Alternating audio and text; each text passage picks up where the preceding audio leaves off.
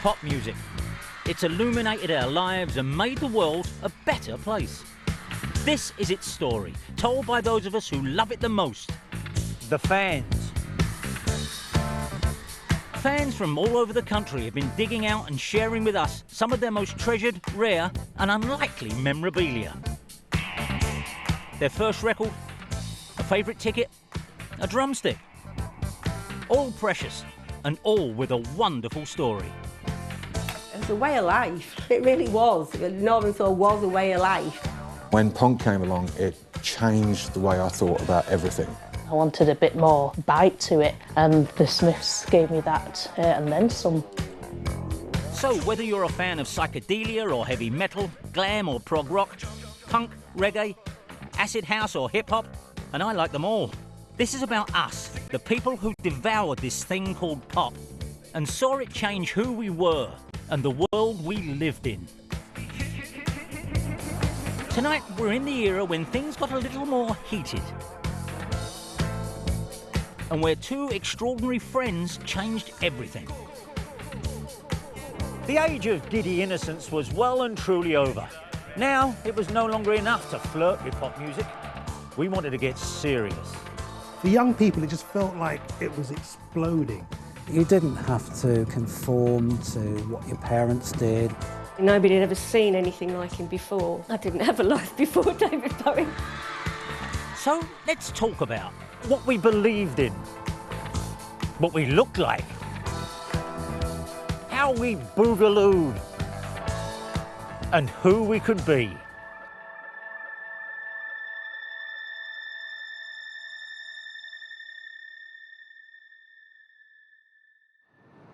Bum bum bum bum bum bum. Bum bum bum bum bum bum. I feel free. Bum bum bum bum bum bum. I feel free. Bum bum bum bum bum bum. Now, everyone likes to fight their corner about what era was the best to be a pop fan. But I'm afraid, my friends, I win this battle hands down. Fact is, the golden years were during my youth. Look at it. All this magnificent music, all these styles, genres, all this invention. And yet the fact is, if it hadn't have been for what happened to pop music between 1966 and 1976, none of this would exist. And more importantly, neither would the effect it had on millions of lives, changing them forever.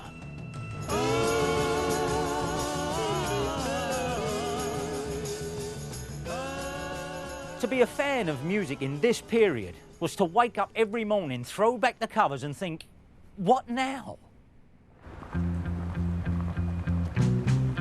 But if you were a fan, waking up one August morning in 1966, the news wasn't good.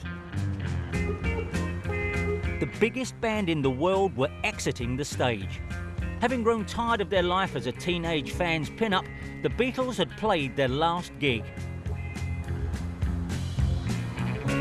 Retreating to the studio, they no longer wanted to hold our hands. They wanted to expand our minds.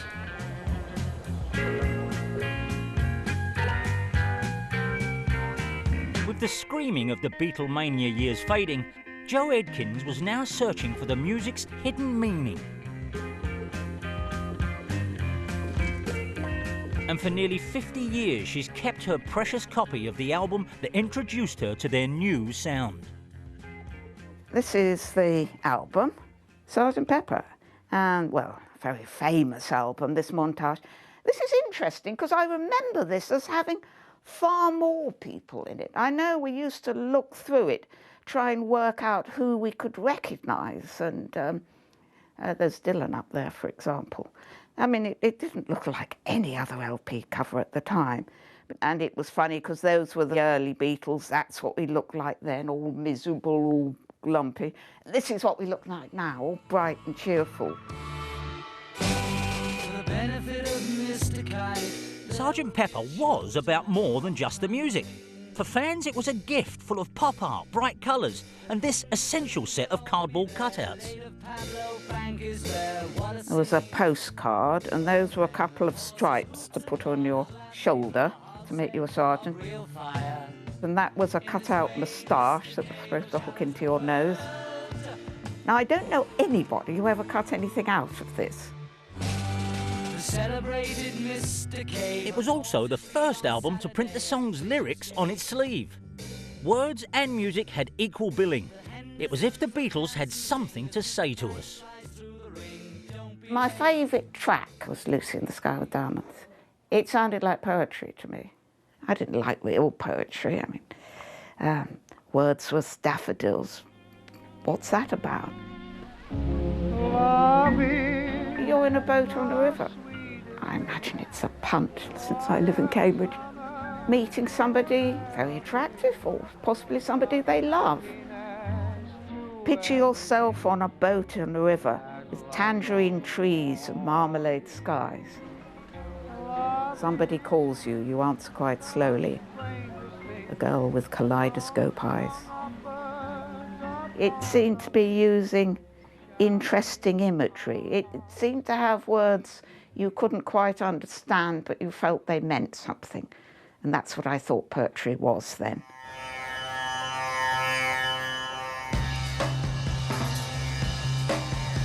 With their abstract lyrics and sonic textures, the Beatles were tapping into the sound of the times. Psychedelia. Hair, sounds and ideas were getting wilder and looser. This was a new movement, rejecting tradition, embracing a new way of life and looking at the world in a very different way. These music fans were on a different planet to the teeny boppers of yesterday. And it was the Beatles' music of this period that whetted Don Lett's appetite. The Beatles came to me at a point in my life when I was trying to find my own identity through the music I consumed or the clothes I was wearing. Indeed, Don became so obsessed he started to amass one of the largest collection of Beatles memorabilia in the country. Not all of it official releases. I think the Beatles are really, one of the first bands to kind of be bootlegged so much. I mean, this is a small selection. I've got about 100. Yeah, these coloured vinyls, I remember these. That little thing on there, trademark of quality, this pig, meant they were good quality bootlegs. The early incarnation of the Beatles, with the short collars and the mop tops and the ooh and the jelly baby thing, that's not my favourite period. When they got really interesting is when they started taking the drugs. And they could be musicians and be who they wanted to be. So beards and caftans start happening. Not the greatest style, but the music started to get really interesting. And they just kind of captured the mood. I was going to say of the country, but the whole world. For young people, it just felt like it was exploding.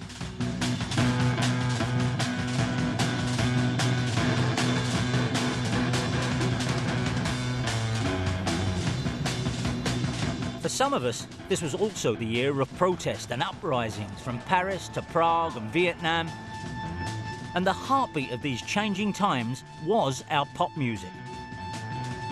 With the right sounds, fans could bathe their ears, free their minds, change their look and reshape the world. Well, that was the idea. Our pop music would be the soundtrack, its lyrics the manifesto. Philosophy can be summed up in one word, and that's love. All you need is love.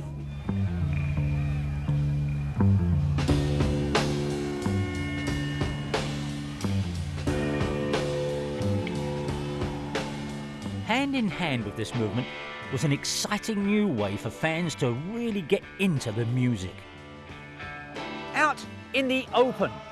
One of the biggest things to emerge from the scene was the birth of the Open Air Festival, and by the late 60s there were any amount of free festivals taking place where bands were playing in front of packed fields full of mud-caked, wildly dressed or naked hippies, all of them freaking out to the now sounds, because a lot of them were stoned.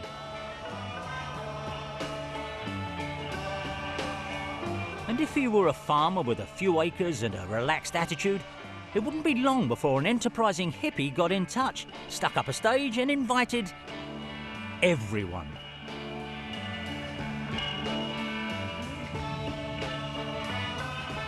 And that's what happened here on the sleepy Isle of Wight in 1970, as one of the epoch-defining music festivals came to this field. And the teenage Roger Simmons was along for the trip. This is about where I stood 46 years ago.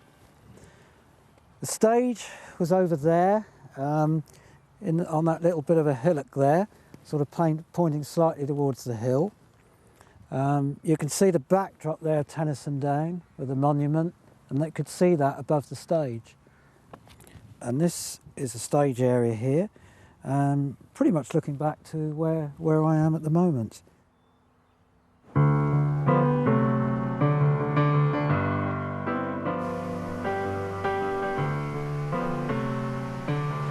Here come the hippies, the advance guard of an invasion force flooding into the Isle of Wight today for the music festival.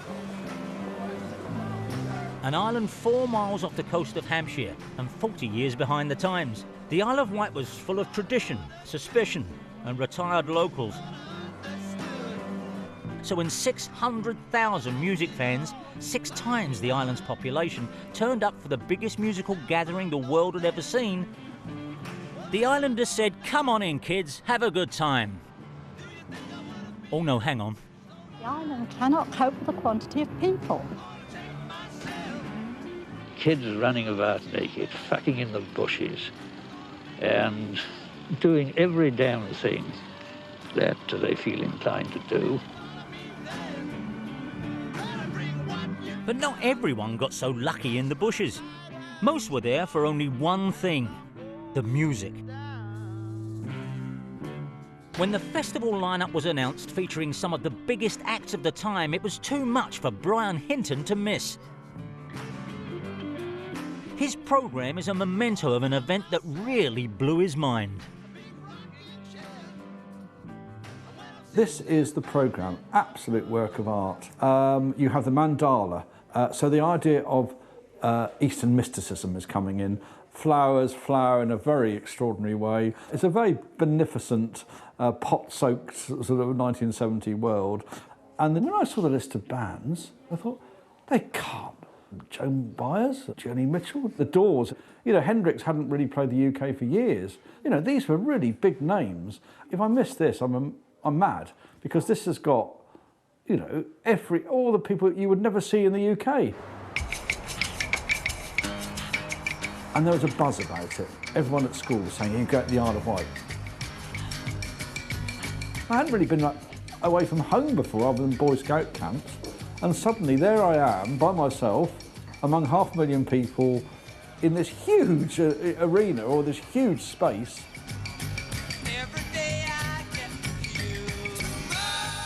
And there was a truck outside on which naked men were playing rock music, part of Hawkwind. And I thought, well, this is different, you know, I have come to a different place. Yeah, it was a wonderful, well, it was the best weekend of my life, yeah, so far. Dubbed Britain's Woodstock, music fans stayed on the island for 5 days. Roger never really left. Well, welcome to my festival room. This is my little shrine, representative of the Isle of Wight festivals. I've got a collage of tickets there. That's a weekend ticket, which of course I had, but there were day tickets as well, and a poster from the event. And I can remember walking back with my friend John that I went with, and I said to him as we left the festival site, I thought, do you know what, we've had such a great time here. I said, I wouldn't mind living here one day. And I did.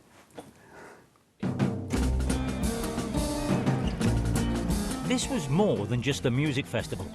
It was over 500,000 people showing it was possible to live another way of life.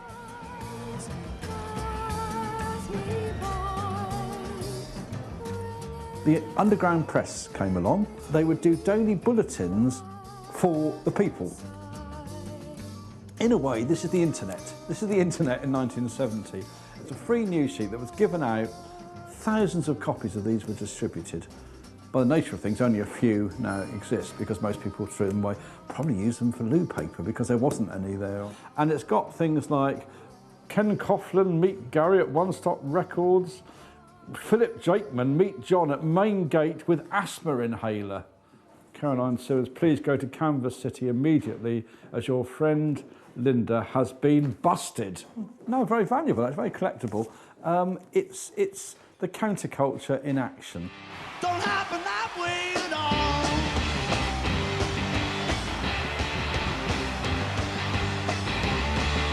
Music fans were treated to one of the greatest gatherings of bands in this or any era. From a standout performance by The Who, and in the early hours of Sunday morning, resplendent in bright orange, came Jimi Hendrix, in what would be his last British gig before his shocking death 3 weeks later.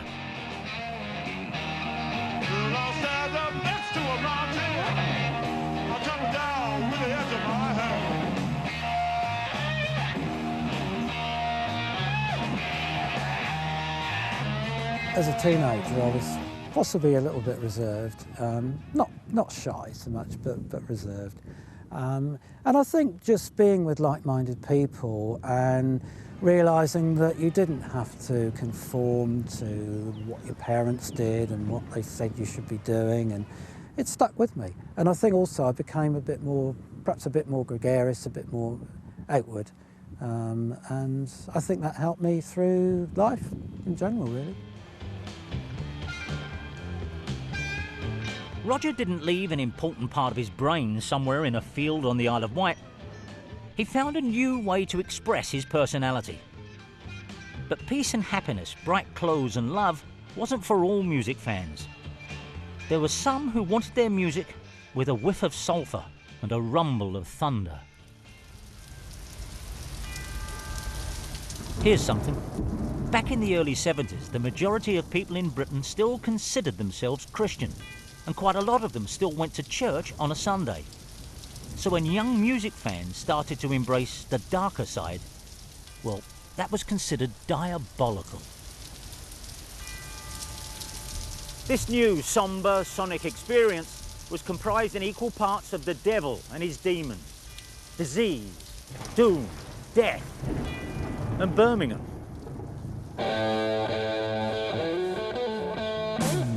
It was the city's dark, satanic steel mills filled with grinding, thumping machinery that gave this new music a distinctive sound. And for local lad Graham Bentley, it was just what he was looking for. This is it. This is the place where everything's kept, the archive room. Yeah, this is my vinyl over here.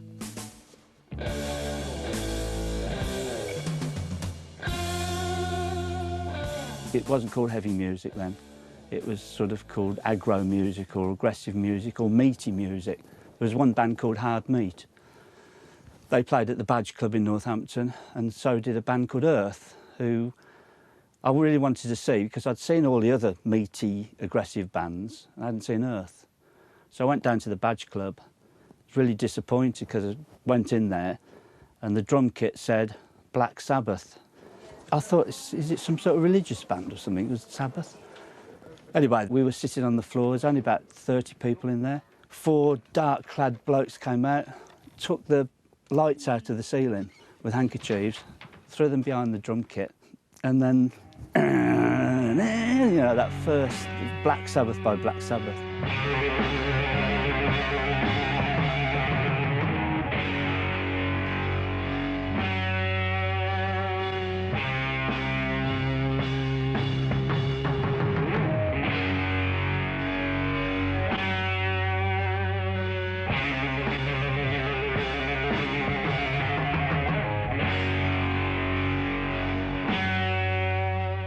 Went out and got this as soon as it came out. Black Sabbath, first gatefold sleeve album I'd ever had. And it's just unbelievable stuff. What I liked about this album as well was when you put that on your turntable, if you can see what it's doing there, that's psychedelic in itself, isn't it? Heavy metal psychedelia.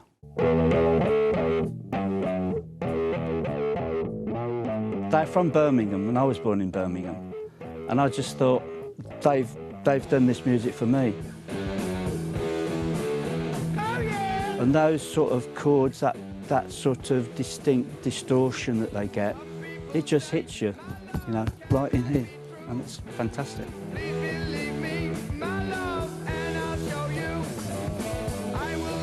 For the teenage Graham on the cusp of adulthood, that was a transformative experience. So that's when I was 18. That was when I was 20. See, I'd grown my hair quite long. I think that was because of Black Sabbath. Black Sabbath, that is Black Sabbath, isn't it, really?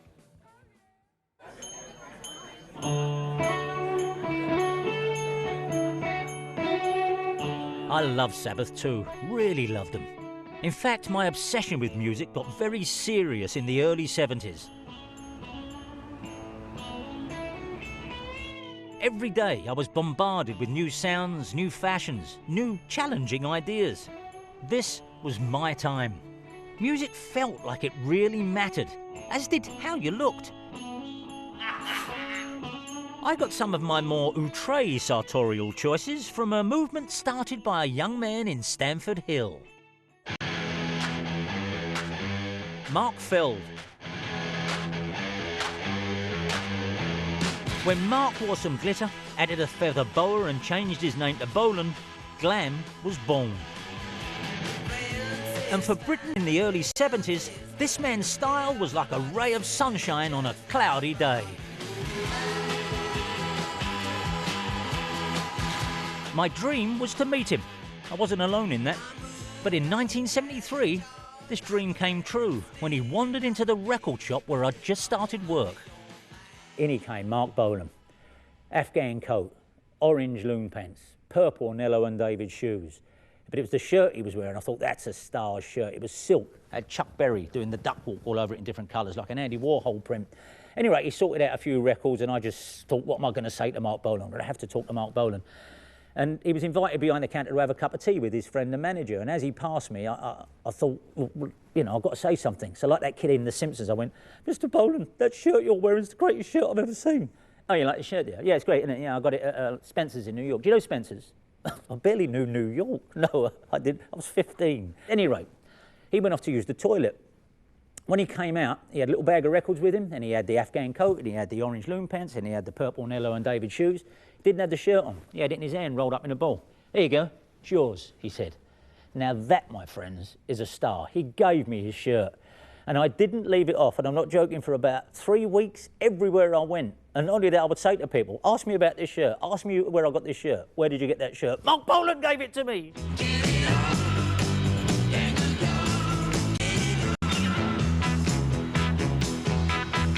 So what happened to that precious shirt? Well, my mum took a cavalier attitude to the words dry clean only, and she shrunk it. How could you? It was so precious, I said. Oh yeah, she said. What was it doing on your bedroom floor then? If only my mum had been more like Ruth Chambers' mum. She kept Ruth's childhood bedroom like a pop time capsule. This is my bedroom from when I was in my teens.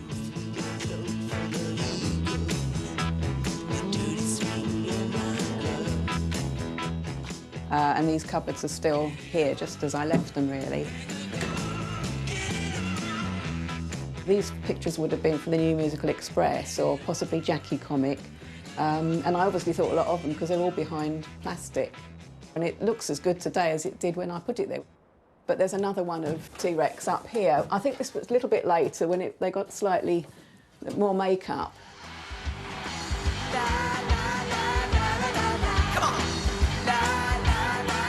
The first concert that I went to, I was 15. I think the whole experience of the first concert was so overwhelming with hundreds of screaming fans. I was joining in, you just got caught up in it. What was particularly exciting, I went with some people from school, and when it got to the end of the concert, Bill Legend, the drummer, threw some things out, and I heard something land on the floor. I didn't know what it was, but I thought it might be something important, so I just bent down quickly, picked it up and put it straight in my coat. And it wasn't till we got on the tube, on the underground, that I dared to get this thing out of under my coat, and so what it was that. I said, oh, I've got a drumstick.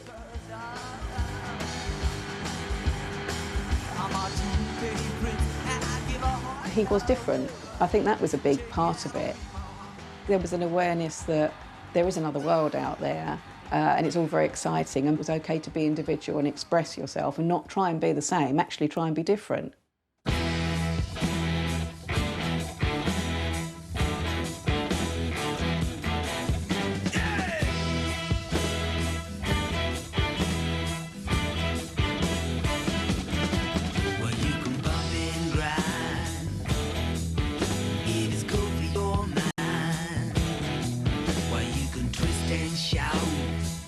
Marc Bolan's liberating look and music had a lasting effect on a young teenager called Daniels. His fandom started off innocently enough with singles and T-Rex concerts, but became something rather more intense. Daniels, remind me again who it is you're a massive fan of. Well, Frank Zappa, actually. Marc Bolan. Why? How did it happen? Well, it was a song called Jeepster. That was the first song that I actually heard that affected me. Obviously, I heard Hot Love and Ride a White Swan, but that song, it did something to me. And from that moment on, I never looked back. Did you say it did something to what? Like a lot of kids, I was really into football. Then I didn't want to play football anymore all of a sudden. I wanted to get a guitar, learn how to play like Marc Bolan. And then when I saw a photograph of him, his image blew me away. People were, you know, of the older generation at that time were saying, is it a man, is it a woman? And of course, I loved all that because he looked different from anyone else. Certainly, there's been a change in England in 2 years, and we are part of the change. I mean, guys now can wear makeup, they can shout and scream. And then, you know, as the fandom and obsession grew, you actually went along and sought him out, didn't you? Go a bit of that and try to get him. This woman said, I know Marc Bolan's mum. So anyway, I got the address, I went round there. I must have been, what, 16, 17 at the time. And I said, ridiculously, is Marc in? It was like, is he coming out to play? A ridiculous thing to say. I didn't know what else to say. Is Marc in? And his dad, Simeon Feld, said, no, Marc's actually touring in America at the time. He had his white, the Rolls Royce was outside in the council estate, parked Marc there. Bolan's Rolls Royce? Yeah, it was parked there. On the council estate? Yeah, yeah. Right? It was the only car there. And I said, well, that's obviously Marc's car. He says, do you want to go and sit in it? And I said, yeah, great, great. So I've got the keys, obviously. He took me out, opened the door, I sat in it. And he also said, I've got a pair of his shoes. You can have those if you want. So I thought it was going to be, you know, like the stage shoes, but it wasn't. It was these training shoes. Well, let's have a look. You've got them here. I've got them here. Yeah. Let's see. And you know, for years I kept them. This was from 1974. I thought, well, they're not the sort of thing that Marc would wear. Yeah, they got an M. Have you ever put your nose in there and inhaled? No. What kind of fan are you? What kind of fan are you? That's getting a bit weird now. I'm a heartbeat away from doing it now. I'm nothing like the Be my guest. If it might have 1974. It's very rich. Oh, man, that's the essence of the man. Billy rapped all night about a suicide. Marc Bolan was the first British pop star to openly flirt with the idea of sexual ambiguity. And what he started inspired a competitive friend of his to take to outrageous new levels. Stealing clothes from undercars. The impact David Bowie had back then cannot be overstated.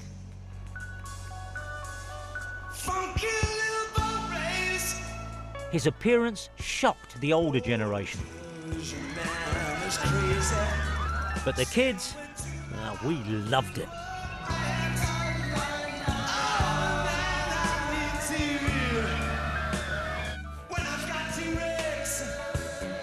This is where I keep my David Bowie autograph that we got in Slough College. Just milling about after the concert, there's David Bowie signing autographs. It says 4 and then a question mark. Probably because I didn't say who it should be dedicated for. Love Bowie.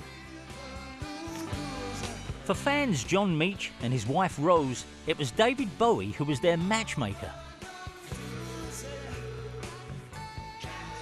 Ziggy Stardust was the first album that I bought, and it was just amazing. And then I mean, we weren't actually together at the time. I remember we went Friday lunchtimes from work, go to the local pub for a drink, and John sat there and he was saying, well, I've managed to get some tickets for David Bowie, would anyone like one? And I can remember now that nobody else is going to have that ticket.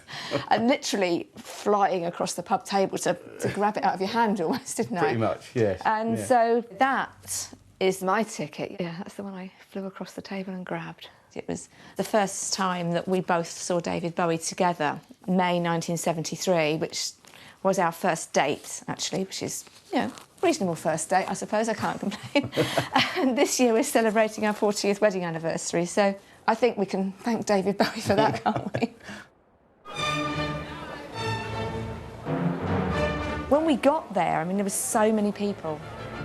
There was serious dressing up. Yes. You realise then that this really is a phenomenon. Yeah, you did get the impression it was the start of something big. A lot of glam, I suppose you'd call it.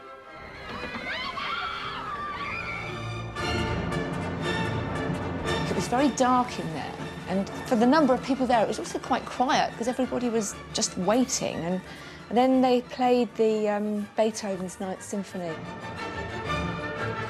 And then suddenly the lights went up, and there he was.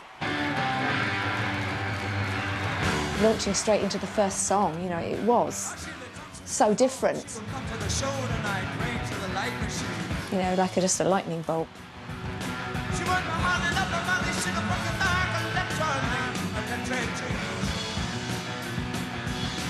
Come on, come on, we really got a good thing going. Come on, come on, if you think you're gonna make it, you better hang on to yourself. I think it did change the fashion world in a way, because everybody, you know, people started dressing like him. You cut my hair in that Ziggy Stardust look. That's it, isn't it? That's the one. Didn't turn out quite like I expected. It's a great success, was it? We're halfway there. It's the same length.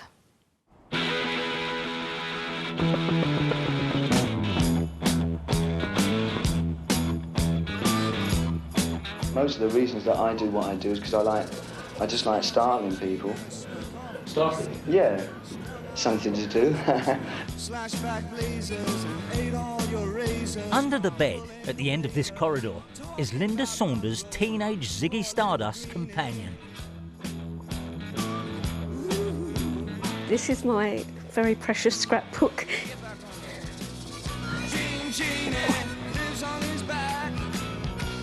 I didn't have a life before David Bowie.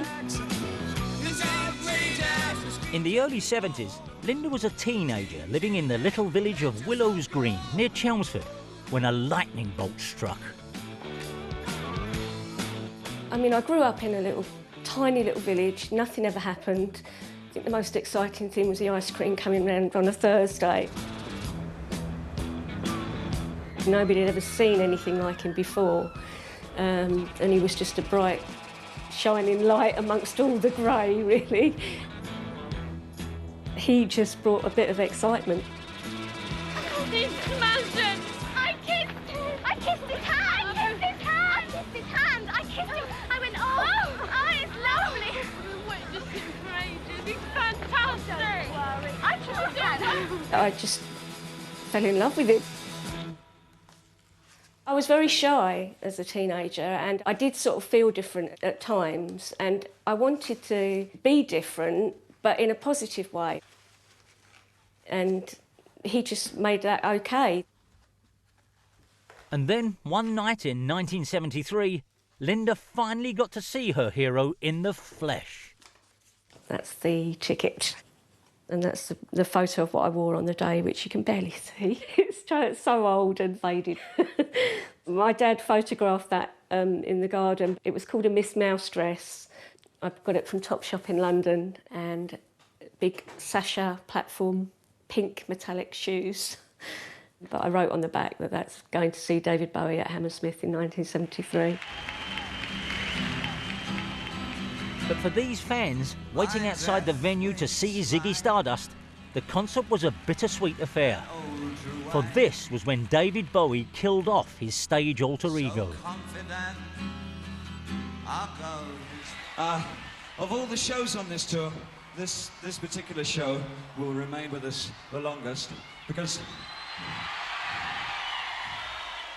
not only is it the last show of the tour, but it's the last show that we'll ever do. Thank you. You just think, that's it, you know, you finally got to see him and now it's the end. It was just couldn't take it in, it was awful. You know, we just sat on the tube coming home and just didn't speak. It's hard to explain, but everybody I think that did like him had a sort of personal thing. It wasn't, even though he was shared with millions of people, it wasn't, you know, that relationship you had was special to you, and that's what I felt from the very beginning and up until the day he died.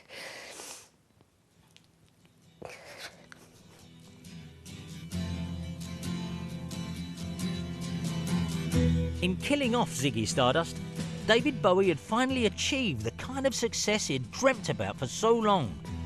A success that hadn't been overnight. Ground control to Major Tom. Ground control to Major Tom. Space Oddity, a hit 4 years previously and the song that first announced Bowie to the world. It's a song that pretty much everyone knows well.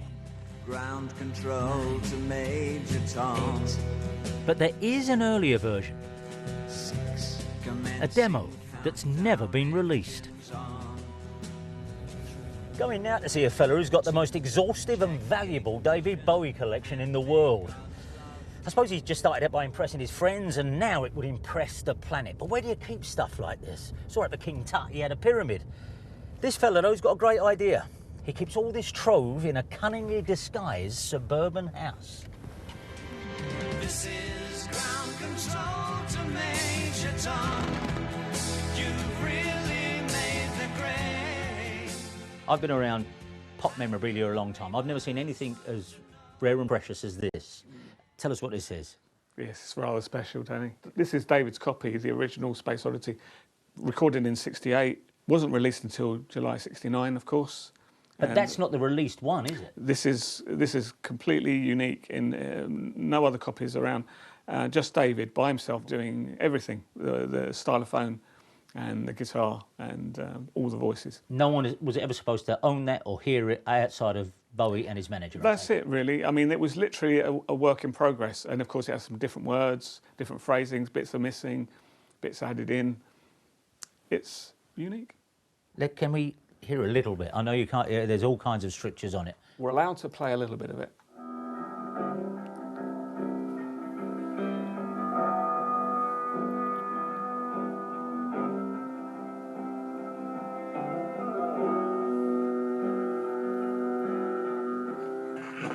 Control to Major Tom. Ground control to Major Tom. Take your protein pills and put your helmet on. 10. Ground control to Major Tom. 7. 6. Commencing countdown, engines on.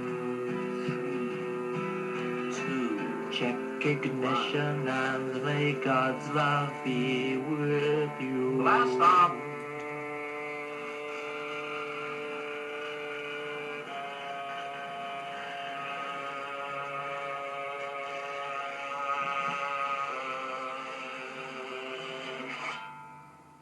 I'm so glad they lost that. Blast off! Yeah. Apart from the extraordinary experience of hearing it, all the changes you made were better. Yeah. And it just, it's got so much of, in that version of it, so mannered, and a lot of stylophone. Yeah, stylophone. I mean, Bolan had just given it to him, and he thought, perfect. I'm in Bolan space. give him the stylophone? Yeah. Did he? Yeah. Bolan said, you might like this. And he must have thought that was going to begin an unbroken run of success. But of course, Of course, when it became a success in late '69, then, you know, yeah, you know, it was like, finally, somebody's listening to me. I'm here, you know. Yeah. I'm David Bowie, you know, I've been around for a while, but, you know, now you've caught up with me. Take that, Tyrannosaurus Rex. Take that.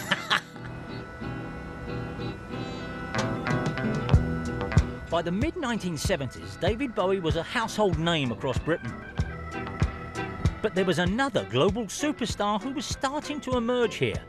One that a growing number of the British population would soon claim as their own. Reggae music itself wasn't new to the charts, but there had never been anything like Bob Marley and the Wailers. No sun will shine in my day today. No sun will shine. And for the 10-year-old Tennyson Goulbourne growing up in South London in 1973, this was the pop star he'd been waiting for. I said, darkness, darkness. This is, I think, my first album, yeah, Catch a Fire. Bob Marley and the Wailers. Sister took me down to Woolworths to buy this one. This is the original one. Comes as a lighter. And my favourite track used to be Steer It Up.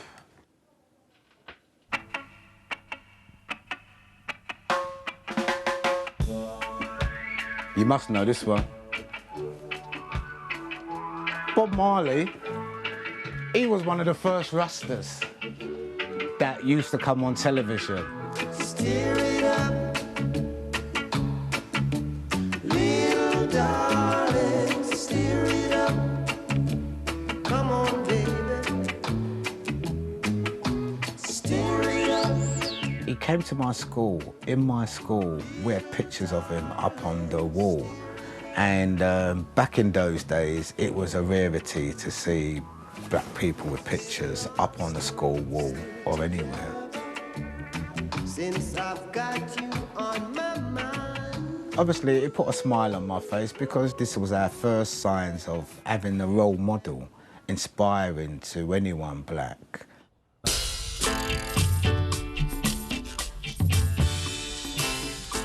It was here, Tiny T's school, Peckham Manor, where the photos of Bob Marley hung. And it was all because of one magical lunchtime in 1972, when Bob and Johnny Nash came to perform live to the schoolboys in this gym. Wow. Blimey, it's changed. This is amazing. This is much bigger than I thought it was. Arts teacher Keith Boff and schoolboy George Dyer witnessed this once-in-a-lifetime event. I can't believe, George, it was 44 years ago that we had that special performance in here. Oh, you remember it? Well, yeah.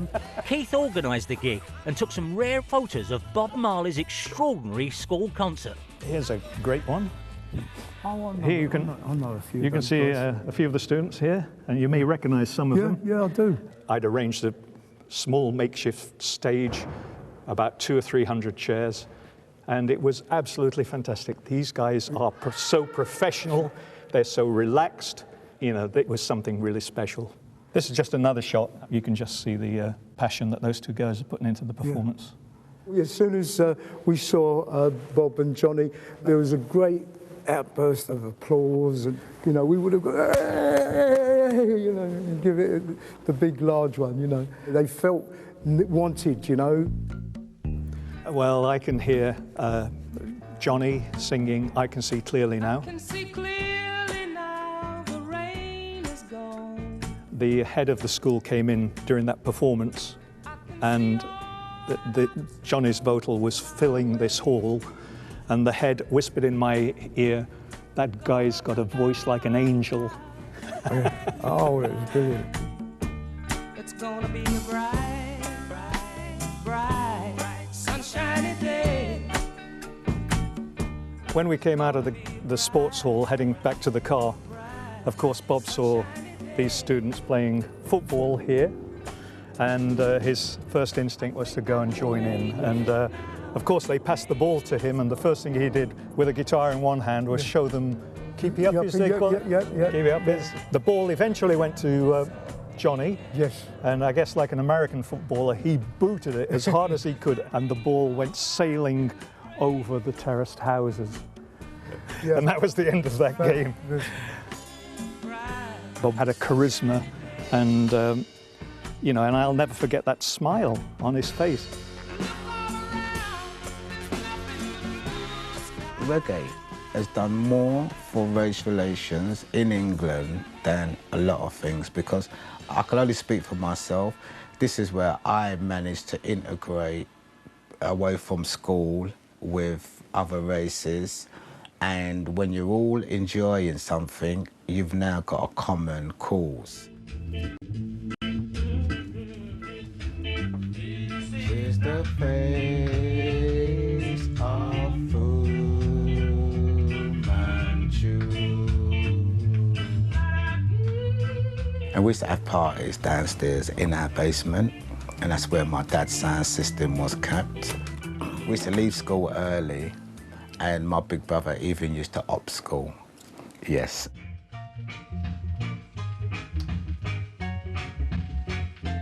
And it was like Collingwood Girls' School, Samuel Pepys. They would all congregate down the basement, plastic bags up at the windows, all chatting, dancing. And then it came about 4 o'clock, everyone would have to vacate. Yeah, before my parents came home. Yes.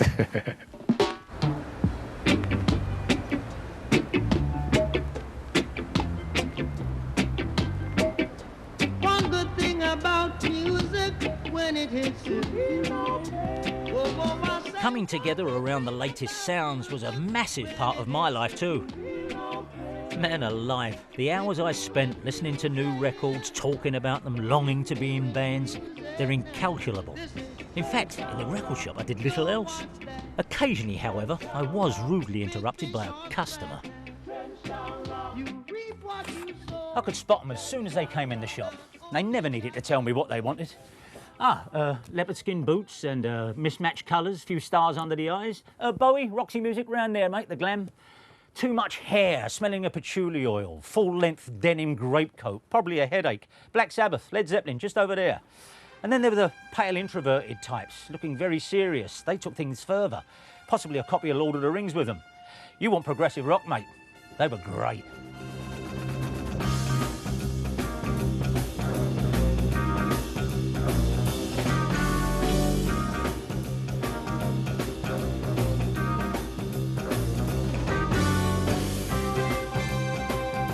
This, I hate to say, is one of the very few pictures I have of me when I was around 14. That was pretty much the uniform of the day for us prog rockers, yeah. For the teenage prog rock fan Michael Coughlin, the highlight of his week was leaving his home in Crawley and heading up to a concert in town to lose himself in another time, another space. Here you have it, the programmes. I've kept most of the stubs. Genesis, yes, at QPR. Peter Gabriel at the Dome. Camel ELP, £2.20 in 1974.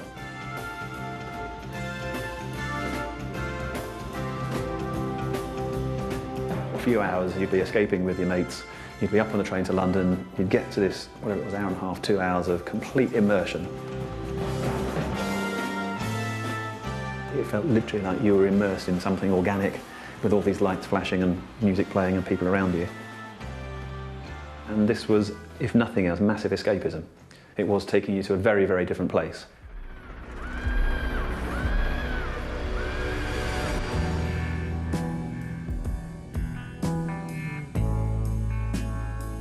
You know, these bands weren't singing about growing up on a council estate. This was about, you know, a completely imaginary world. And then you'd come out, you'd talk about what you'd seen, you'd get on the train, you'd come home, you'd go to school the next morning if it was a weekday, as most of them seem to be weekday. Thursdays, Tuesdays. Shocking parents.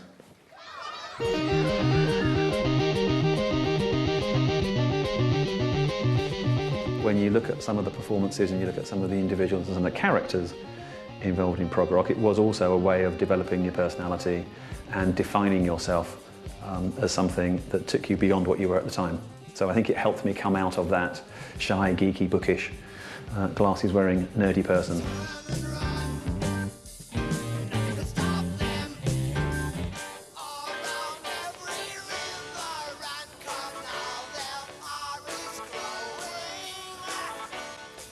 I loved prog rock. Then again, during this period, I loved hard rock, soft rock, what was in the charts, glam rock, R&B, reggae. There was only one sort of music I didn't know anything about, and to tell the truth, still don't. See, it wasn't really made for me, and geographically, it was miles from me. It belonged to the north.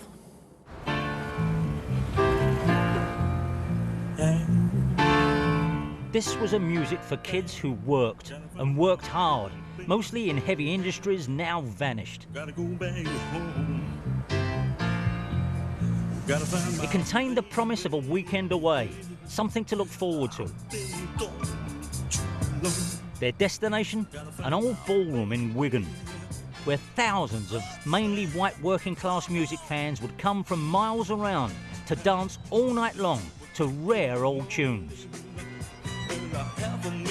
This was Northern Soul.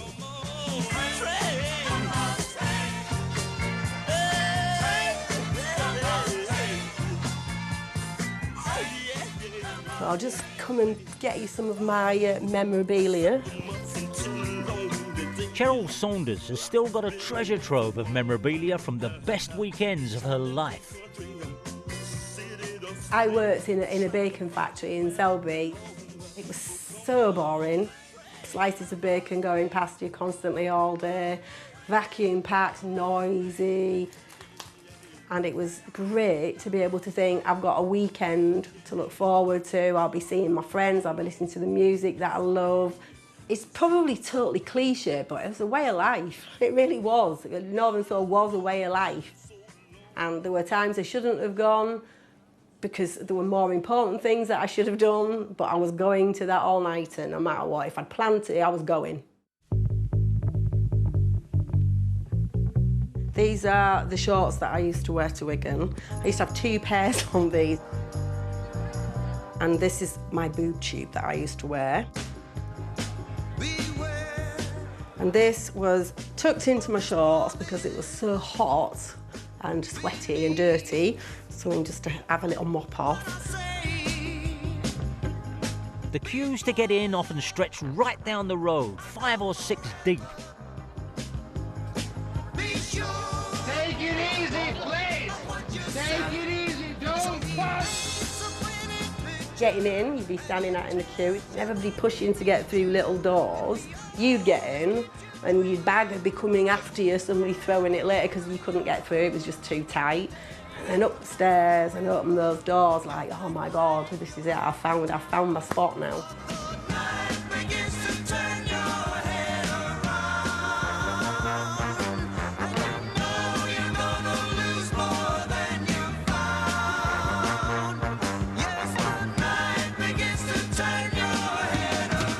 The first time, it was like being hit by a wall of sound and heat.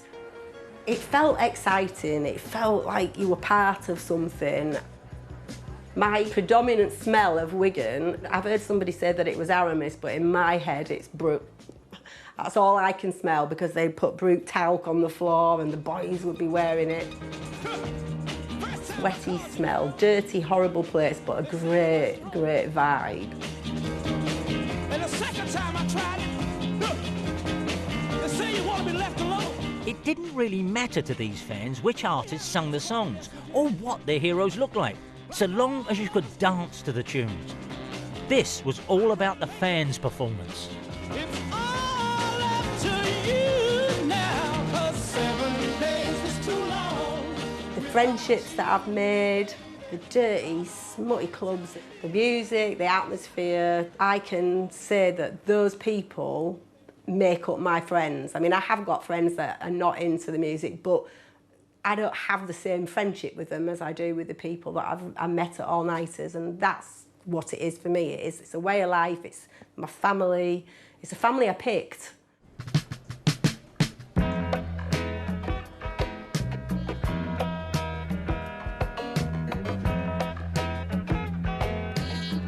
1970s music not only offered fans an escape for a few hours or a night, but its new culture of completely alternative personalities was a thrilling option. And here, we're back to Bowie. The man of many masks, literally in this case.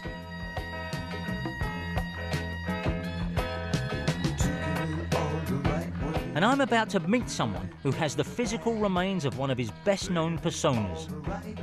Bought by her friend, it's now lovingly cared for by an ardent fan. Now, I was told you were bringing something extraordinary today. Yeah. That is beyond mere fandom. Tell everyone what that is. Okay. Do you remember the documentary Cracked Actor? Yeah. This is the face mask that was made from Cracked Actor. Not based on it, that's it. No, that's it. That's it. Good grief.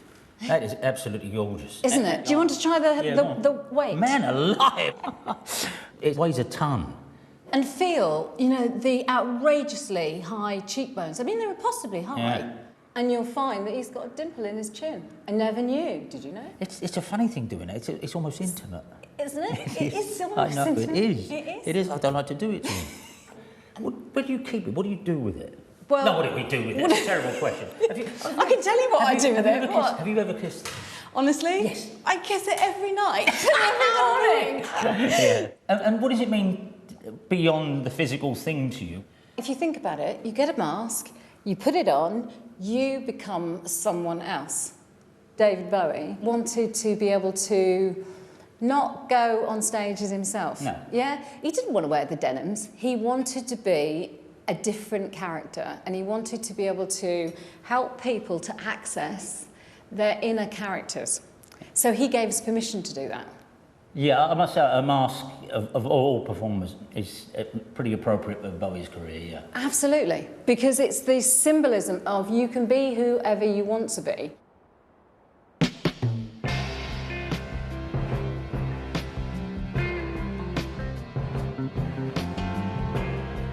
What the Beatles and the counterculture had set rolling in 1966 had morphed into a kaleidoscope of different fan personas just a glorious decade on. It suddenly seemed it could help us be the people we wanted to be, to suggest opportunities, open doors. It really could change things. You know, I've been blessed with many things in my life, I know that. But one of the things I feel most lucky about is that it was in this period, when music exploded with possibilities and magnificent sound, that I got to be a fan.